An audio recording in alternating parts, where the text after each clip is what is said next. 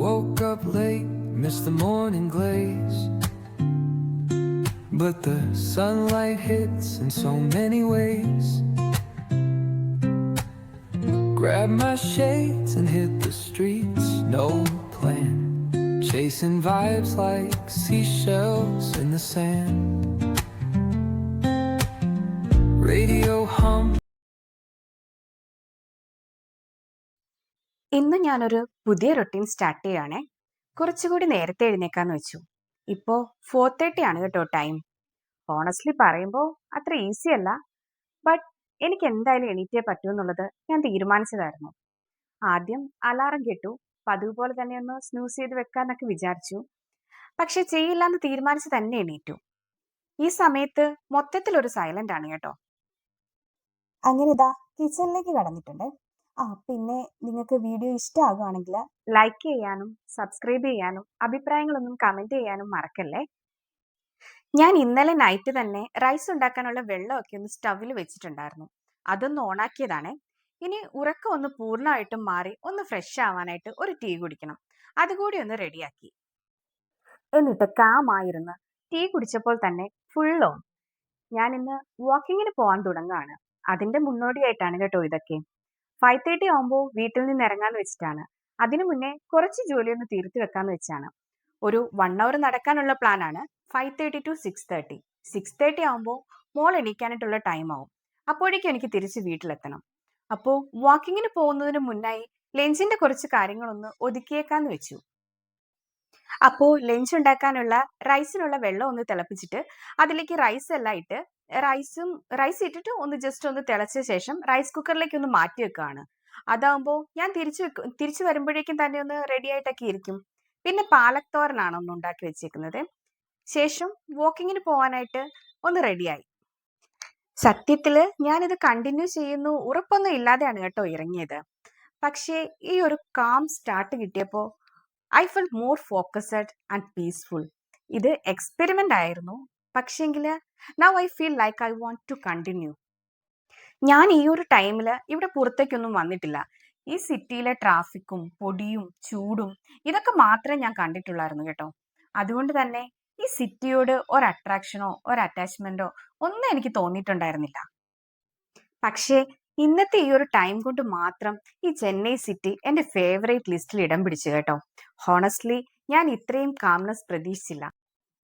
ഈ സിറ്റിക്ക് ഇങ്ങനെ ഒരു സോഫ്റ്റ് സൈഡ് ഉണ്ടെന്ന് ആദ്യമായിട്ടാണ് ഞാൻ ഫീൽ ചെയ്യുന്നത് കേട്ടോ. Fresh air, no traffic sound, no rush. ഞാൻ ഒരു ഫ്ലൈ ഓവറിലാണ് കേട്ടോ നടക്കാൻ പോയത്.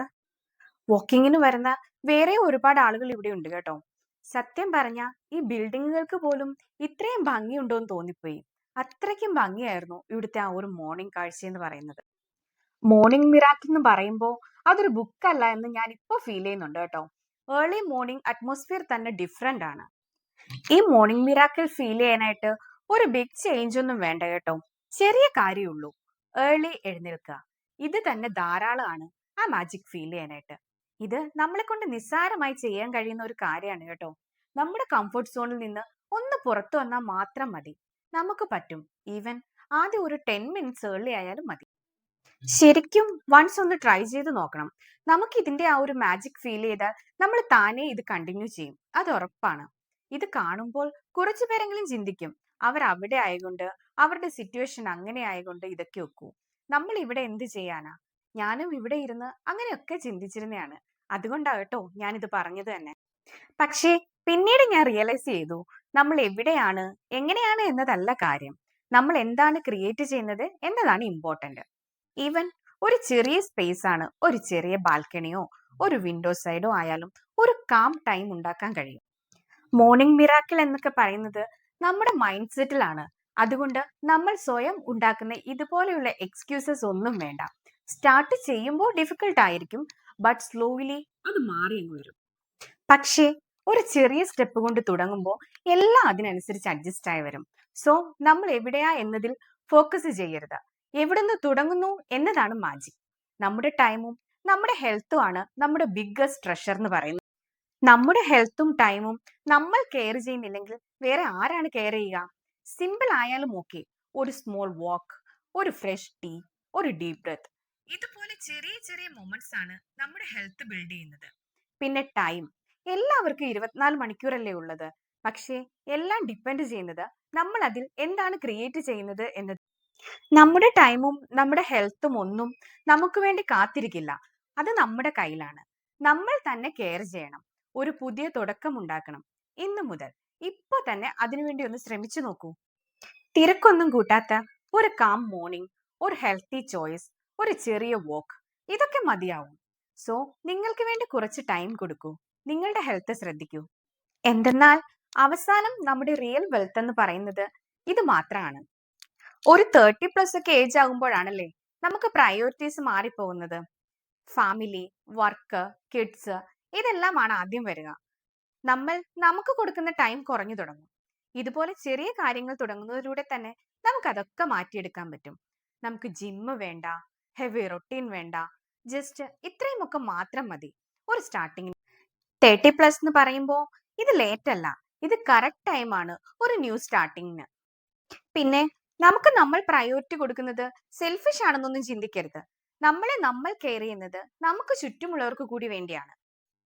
ഞാൻ ഇതൊക്കെ പതുക്കെ മനസ്സിലാക്കിയപ്പോ ഞാൻ ചിന്തിച്ചിരുന്നു, എനിക്കിതൊക്കെ ആരെങ്കിലും നേരത്തെ ഒന്ന് പറഞ്ഞു തന്നിരുന്നെങ്കിൽ എന്ന്. എങ്കിൽ എന്നെ ഈ ചേഞ്ച് ഒക്കെ കൊണ്ടുവരായിരുന്നല്ലോ എന്നൊക്കെ ചിന്തിച്ചിരുന്നു. ചിലപ്പോ എന്നെ കേൾക്കുന്ന നിങ്ങളിൽ ഒരാൾക്കെങ്കിലും ഇത് പ്രയോജനപ്പെട്ടാലോ എന്ന് കരുതിയിട്ടാണ് കേട്ടോ ഞാൻ ഇതിവിടെ ഷെയർ ചെയ്തത് തന്നെ. അപ്പോ സംസാരിച്ചിരുന്ന ടൈമില് ഇവിടെ നടന്നത്, ഞാൻ വാക്കിംഗ് കഴിഞ്ഞ് വന്നിട്ട് മോളെ ഒന്ന് ഉണർത്തിയതാണ്. മോൾ ഉണർന്നിട്ടുണ്ടായിരുന്നില്ല. അവളെ ജസ്റ്റ് ഒന്ന് ഉണർത്തി വിട്ടാൽ മതി, ആള് തന്നെ പോയി ബ്രഷ് ചെയ്ത് കുളിച്ച് റെഡിയായി ഒക്കെ വന്നോളും. പിന്നെ എനിക്കിനി ബ്രേക്ക്ഫാസ്റ്റ് കൂടി ചെയ്താൽ മതിയായിരുന്നു. ബാക്കി ഞാൻ റൈസ് ഒക്കെ ഓക്കെ ആക്കി റൈസ് കുക്കറിൽ വെച്ചിട്ടുണ്ടായിരുന്നു. റൈസ് കുക്കറിൽ നിന്ന് റൈസ് ഒക്കെ ഒന്ന് എടുത്ത് മാറ്റി. പിന്നെ എനിക്ക് ബ്രേക്ക്ഫാസ്റ്റിനുള്ള ദോശയും ടൊമാറ്റോ ചട്നിയും ആയിരുന്നു ചെയ്യുന്നത്. അതിന് വേണ്ടിയിട്ട് ഞാൻ ടൊമാറ്റോയും ഒനിയനും ഒക്കെ ഇന്നലെ തന്നെ കട്ട് ചെയ്ത് ഫ്രിഡ്ജിൽ വെച്ചു. അപ്പോൾ അതൊക്കെ എടുത്തൊന്ന് റെഡിയാക്കുമായിരുന്നേ. ഞാൻ ടൊമാറ്റോ ചട്നി ചെയ്തത് അരിഞ്ഞു വെച്ച ടൊമാറ്റോയും ഒനിയനും പിന്നെ ഒരു വെളുത്തുള്ളിയും കൂടി ഒന്ന് മിക്സിയിൽ അരച്ചെടുത്ത ശേഷം ഒന്ന് വേവിച്ചെടുക്കായിരുന്നു കേട്ടോ. ഇത് തിരിച്ചും ചെയ്യാം. നോർമലി ഇവിടെ തിരിച്ചാണ് ചെയ്യാറുള്ളത്. ടൊമാറ്റോയും ഒനിയനും എല്ലാം ഒന്ന് ചെറുതായിട്ട് അരിഞ്ഞിട്ട് അതൊന്ന് വേവിച്ചിട്ട് അതൊന്ന് തണുത്ത് കഴിയുമ്പോൾ മസാല മുളക് പൊടിയൊക്കെ ഇട്ടിട്ട് ഒന്ന് വേവിച്ചിട്ട് അതൊന്ന് തണുത്ത് കഴിയുമ്പോഴത്തേക്ക് അരച്ചെടുക്കുകയാണ് ചെയ്യുന്നത്. എന്നിട്ട് നമ്മൾ മറ്റേ കടുക് വറുത്ത് ചേർക്കുകയാണ് ചെയ്യുന്നത്. ഇതിപ്പോ ഞാൻ ചെയ്തത് തിരിച്ചാണ്. ആദ്യം കടുക് വറുത്തു, എന്നിട്ട് ഇത് അരച്ചത് ചേർത്തിട്ട് വേവിച്ച് മുളക് പൊടി മാത്രമേ ചേർക്കുള്ളൂ, വേറെ മസാലയൊന്നും ചേർക്കില്ല. അങ്ങനെ ചെയ്തെടുക്കുകയാണ് ചെയ്തത്. എനിക്ക് കുറച്ചുകൂടി എളുപ്പമായിട്ട് തോന്നിയത് ഈ ഒരു മെത്തേഡാണ്. ഞാൻ അതുകൊണ്ടാട്ടോ ഇങ്ങനെ ചെയ്തത്. പിന്നെ മോൾക്കുള്ള ലഞ്ച് ബോക്സ് ഒക്കെ ഒന്ന് റെഡിയാക്കി കൊടുത്തു, ബ്രേക്ക്ഫാസ്റ്റ് ഒക്കെ കൊടുത്തു, പിന്നെ ഹെയർ ഒക്കെ ഒന്ന് സെറ്റ് ചെയ്ത് കൊടുത്തിട്ടുണ്ട്. അത്രേ ഉള്ളൂ. അതിനുശേഷം ഞാൻ വാക്കിംഗ് കഴിഞ്ഞ് വന്നു. ഒരു 1 hour കൂടി കഴിഞ്ഞിട്ടാണ് ശ്രീ വാക്കിംഗ് കഴിഞ്ഞ് വന്നത്. ഒരു 7:30 ഒക്കെ ആയപ്പോഴത്തേക്കാണ് വന്നത്. അപ്പൊ ശ്രീ വന്നപ്പോഴത്തേക്കും ഞങ്ങൾക്ക് കുടിക്കാനുള്ള ഒരു ഡ്രിങ്ക് ഒന്ന് റെഡിയാക്കി അതൊക്കെ ഒന്ന് കുടിച്ചു. പിന്നെ 8 മണിയായപ്പോ ശ്രീ മോളെയും കൊണ്ട് സ്കൂളിലേക്ക് പോയി. ആ സമയത്ത് ഞാൻ ശ്രീക്കുള്ള ലഞ്ചും ഒന്ന് പാക്ക് ചെയ്തു. 2 ആൾക്കും പാലക് തോരനും തൈരും റൈസും ആണ് കേട്ടോ. അല്ലാതെ ഇവിടെ പ്രത്യേകിച്ച് ഒരുപാട് കറികളൊന്നും ഇവര് ലഞ്ചിന് കൊണ്ടുവരില്ല. എനിക്കും വേണമെന്ന് നിർബന്ധമില്ല. എന്തെങ്കിലും 1 2 അങ്ങനെയേ ഉള്ളൂ കേട്ടോ. പിന്നെ തൈര് ഡെയിലി നിർബന്ധമാണ്, അത്രേ ഉള്ളൂ. അതിന്റെ കൂടെ വേറെ എന്തെങ്കിലും കൂടി ഒന്ന് ചെയ്യുമെന്നേ ഉള്ളൂ. പിന്നെ അതിനുശേഷം മോളെ സ്കൂളിലാക്കിയിട്ട് ശ്രീ വന്നായിരുന്നു. ശ്രീ വന്നിട്ട് ശ്രീയും റെഡിയായി. അതിനുശേഷം ഞങ്ങൾ ഒരുമിച്ച് ബ്രേക്ക്ഫാസ്റ്റ് ഒക്കെ കഴിച്ചിട്ട് പിന്നെ ശ്രീയും ഓഫീസിലേക്ക് പോയി. ശ്രീയും പോയ ശേഷം ഞാൻ ഞങ്ങളുടെ മിലോയുമായിട്ട്, ഞാൻ പറഞ്ഞിരുന്നില്ലേ ഇവിടെ ഒരു ഡോഗ് ഉണ്ടെന്ന്, അപ്പം അവളുമായിട്ട് ഞാനൊന്ന് വാക്കിങ്ങിന് പോയി. അപ്പോൾ അത്ര തന്നെ ഉണ്ടായിരുന്നുള്ളൂ ഇന്നത്തെ ദിവസം, ഇന്നത്തെ മോർണിംഗ്. അപ്പോൾ ഇത്രയേ ഉള്ളൂ ഇന്നത്തെ വ്ലോഗ്. ഇഷ്ടമായെങ്കിൽ ലൈക്ക് ചെയ്യാനും സബ്സ്ക്രൈബ് ചെയ്യാനും കമന്റ് ചെയ്യാനും ഒന്നും. Apo, see you soon in the next video.